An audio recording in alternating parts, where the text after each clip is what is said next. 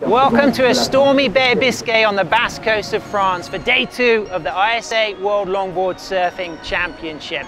Today the men take centre stage, hitting the water for France, the Delpero brothers, Antoine and Edouard. But South America fielding so many strong teams from Argentina, Peru, and of course, Brazil. We've got so much to look forward to, a feast of longboarding here in Biarritz. Speed here, straight up for a good strong long hang 5.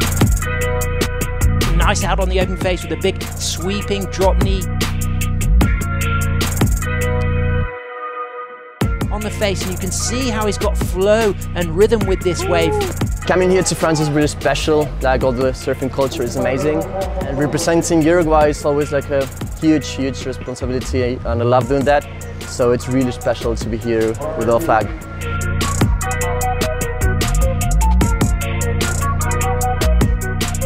Longboard champion, toes on the nose here with a good hang 5, really staying.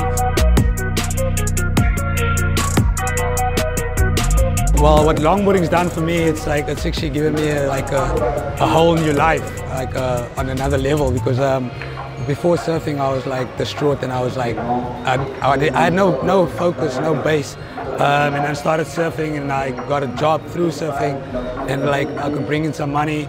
And then I met my wife through surfing, and then I got married, and now we have a child actually. So surfing literally gave me everything.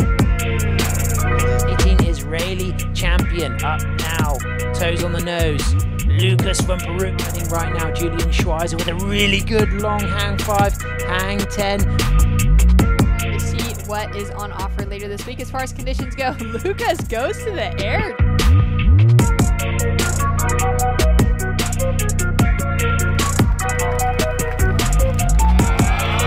I'm sure you enjoyed that feast of footwork, and reigning ISA World Longboard Champion Kai Salas for Team USA looking unstoppable.